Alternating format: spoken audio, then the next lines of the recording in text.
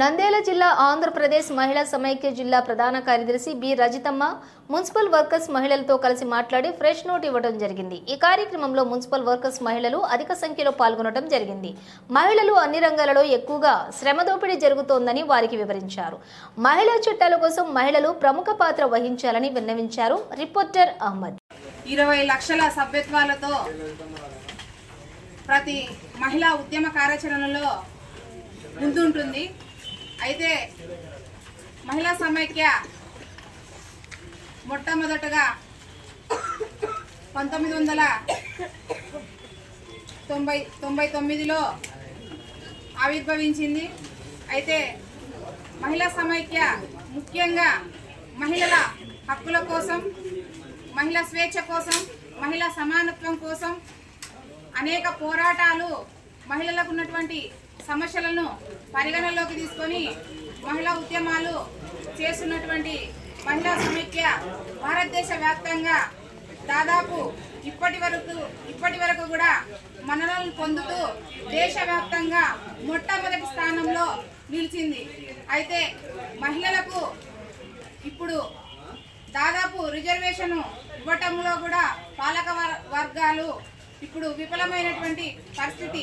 అయితే మహిళా సమైక్యగా మేము మహిళలకు కూడా 33% రిజర్వేషన్ ఇవ్వాలనేసి ఈ సందర్భంగా డిమాండ్ చేస్తున్నాము. అయితే రాబోయేటువంటి కాలంలో మహిళలు పురుషులతో సమానంగా అన్ని రంగాల్లో ముందుంటున్నారు.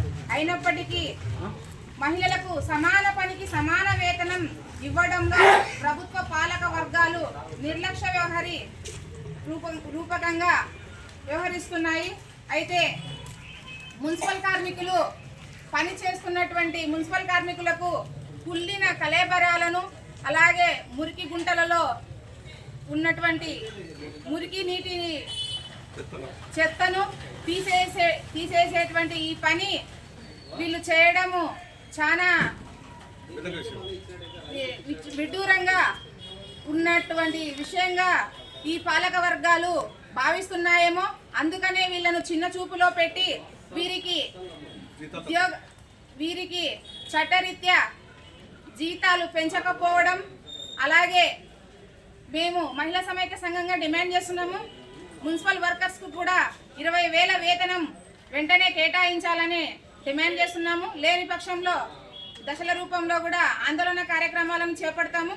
రాబోయేటువంటి కాలంలో మహిళా స్కావెంజర్లను సమీకరించి వాళ్ళ ద్వారా దశల వారి కార్యక్రమాలను చేస్తామని, అలాగే ఈ మహాసభ మహిళలపై జరుగుతున్నటువంటి అత్యాచారాలు, దాడులు, అలాగే మహిళా సమస్యలు ఎక్కువైతున్నాయి రోజు రోజుకి.